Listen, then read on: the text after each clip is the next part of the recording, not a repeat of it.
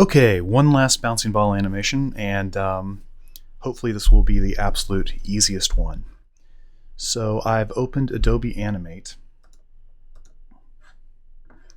and I'm going to create a 4K document. I like working at 4K because it is how everything's being made these days. By the time you watch this, maybe it'll be 8K, who knows. So I'm going to drop my template into frame. I'm going to choose, oh, by the way, just to be on the safe side, let me mention this.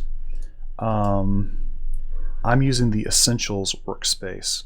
I don't know which workspace you have brought up by default, but in case you don't see all the same tools that I'm using, the Essentials workspace is what you want.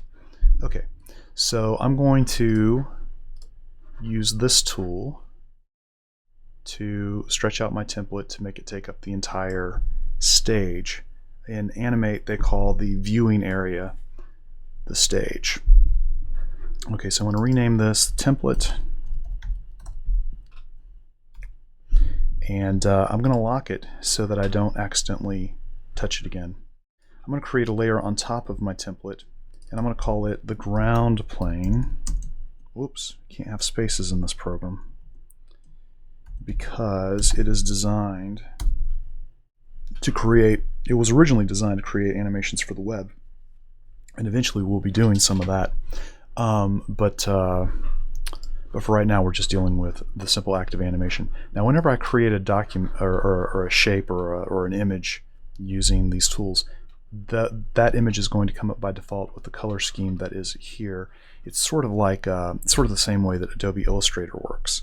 So what I really want is for both the fill and the stroke to be black, because I'm just basically making a really tiny line here for the ground plane, and I'm done. So I'm going to lock that into place so I don't run the risk of messing it up later. Then I'm going to create another layer, and you guessed it, this one's going to be my ball.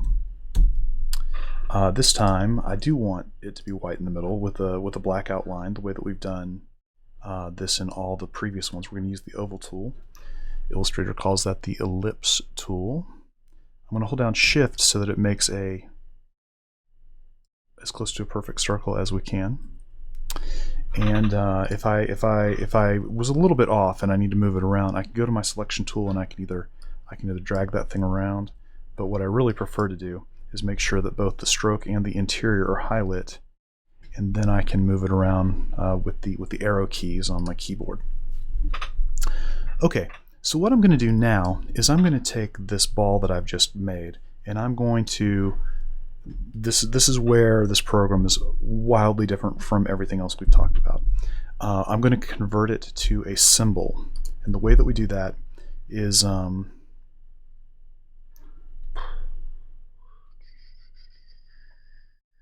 convert to symbol. There it is. I knew it was in here somewhere. And I'm going to call that symbol ball 01. Why not? Okay.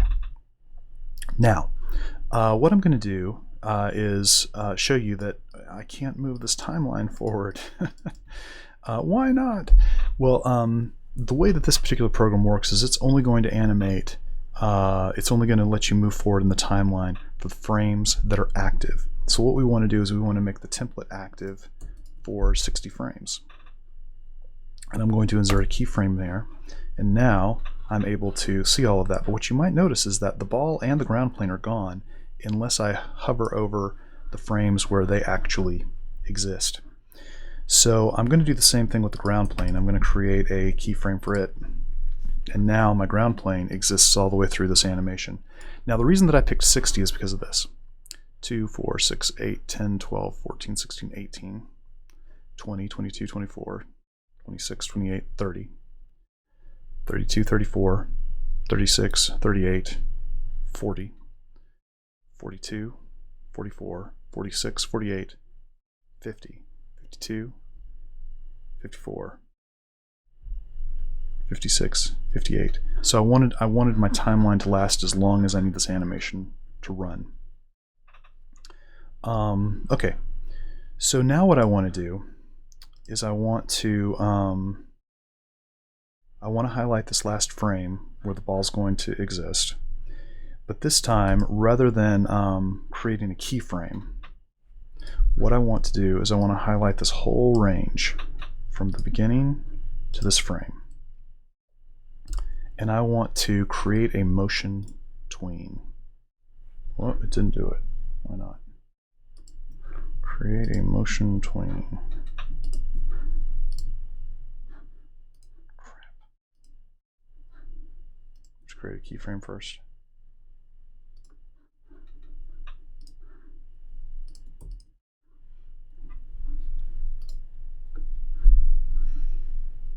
Yeah, that's what I have to do. Okay.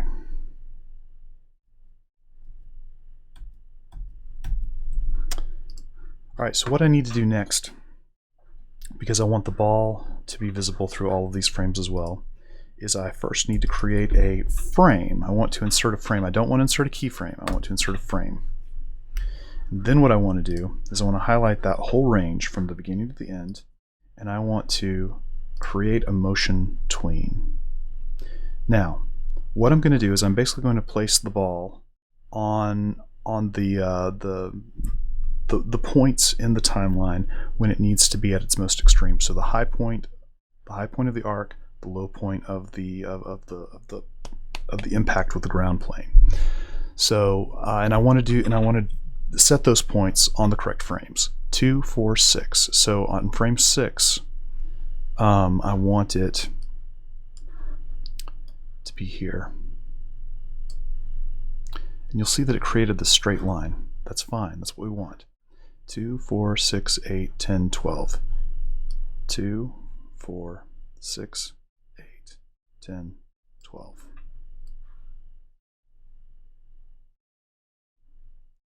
2, 4, 6, 8, 10, 12, 14, 16, 18, 20, 22. 2, 4, 6, 8, 10, 12, 14, 16, 18, 20, 22. Oh, you know what I didn't do? I didn't do the apex. 2, 4, 6, 8, 10. Let's do 10. 2, 4, 6, 8, 10. Then 2, 4, 6, 8, 10, 12. 2, 4, 6, 8, 10, 12. 2, 4, 6, 8. 2, 4, 6, 8. 2, 4, 6, 8, 10. 2, 4, 6, 8, 10. Okay. Now, if I play that, it's just following that path directly. Okay. Well, one of the cool things in this program is that as long as I'm on my selection tool, not my subselection tool, but my selection tool, when I hover over this, it's going to let me change the curvature of my line, my motion line. What I really want to do is I want to kind of think about it in terms of how I'm going to make the pace right. So you may have seen that, like, I grabbed it from the middle and then raised it so that this curvature is the right curve, but there are more of these dots near the top than near the bottom. That's so it's going to go slower up here and faster as it goes towards my impact point. Same thing here.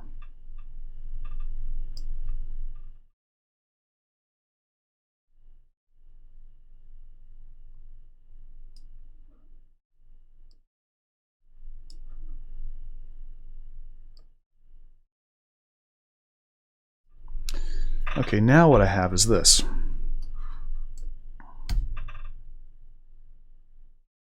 Okay, now what I want to do is I want to account for squash and stretch. So here's where it starts getting stretchy. So what I want to do is the frame before it starts getting stretchy, well, let's do 2 frames before it starts getting stretchy, is I'm going to create a keyframe. And it's going to say, hey, what all stuff do you want me to keyframe? And I'm going to say all of it, just to be on the safe side. And then here, what I'm going to do is I'm going to use my transform controls in order to begin the stretch.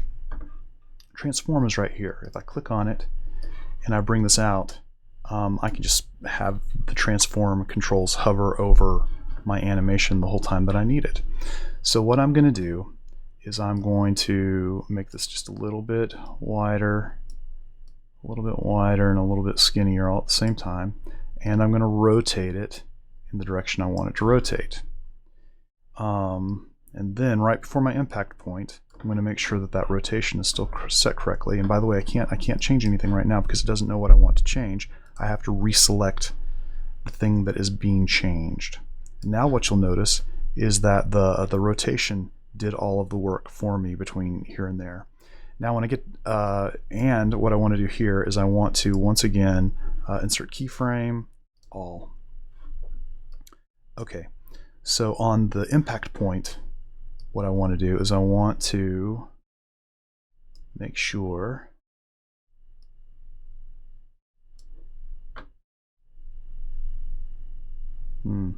Okay, so I have a problem now, and the problem is that because of my transform tools making sure that like the squash and stretch stuff is working right, this isn't actually impacting where I want it to impact anymore because it's not getting low enough. So what I can do now is I can go to my subselection tool. I'm going to zoom way in by hitting Command plus sign or equal sign. It'll be Control on a PC, just so that I can see really clearly what's going on. I'm going to grab that instance and I'm just going to drag it down a little bit. Oh, I went too far. Let me undo that. Try it again. It's still too far. Let me get even closer in. One of the reasons I'm zooming in so much is because the program will only let you adjust so much depending on how close in you are zoomed. Okay, so now I'm going to go one frame out, and you can see that this is definitely not in the right shape. So I want to go back to my selection tool, select my ball. Whoops, that's not what I meant to do. I want to rotate it the right direction. And when I get up to here, what I want to do is I want to go back to it being round.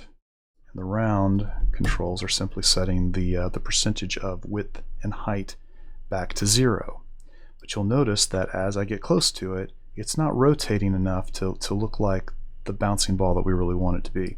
So I'm going to get as close as I can to where it's becoming circular again, where I can really see that rotation, and make sure that I'm rotating it in the way that it needs to rotate. And you'll see that it takes care of all the rotation on the way up for me. Well, here I need to stretch again.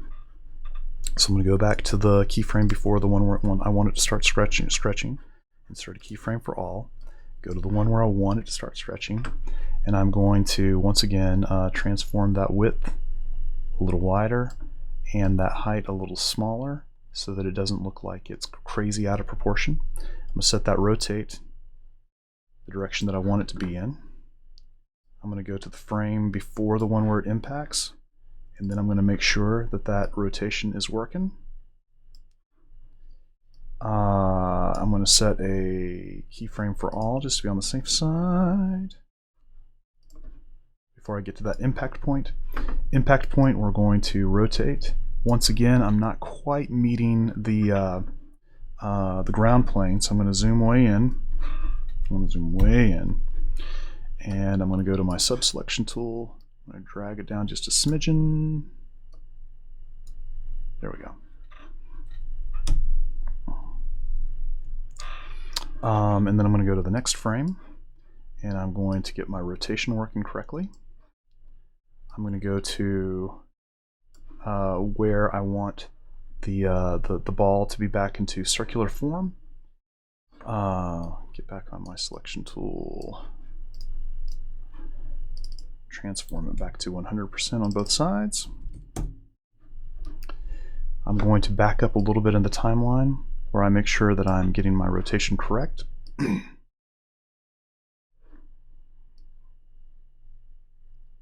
Here's where I want it to start stretching. I'm going to back up one, insert a keyframe for all.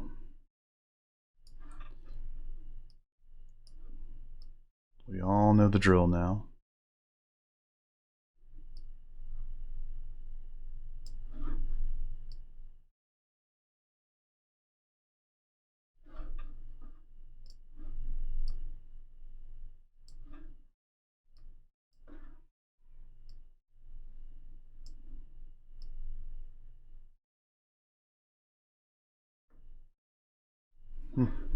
leave that alone.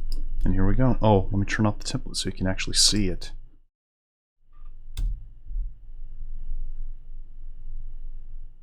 Yep. I want to make this a finished film, but one of the problems I have is that when Animate makes a finished film, it actually shows all the stuff that I have hidden. So that's going to be in the finished film if I don't trash it. Okay, so now what I'm going to do, actually I should save this.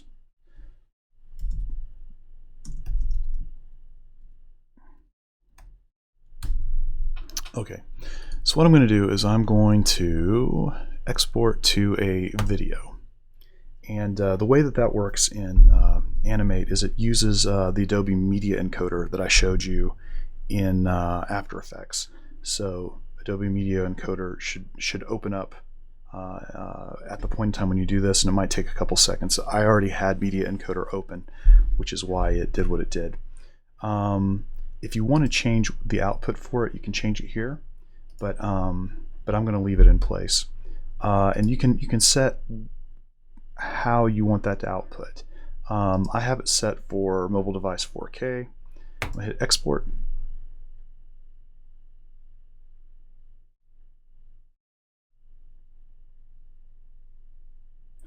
And a window popped up on one of my other screens and it says has been successfully created.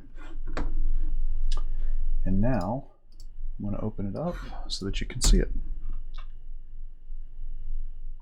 And that is the last bouncing ball tutorial.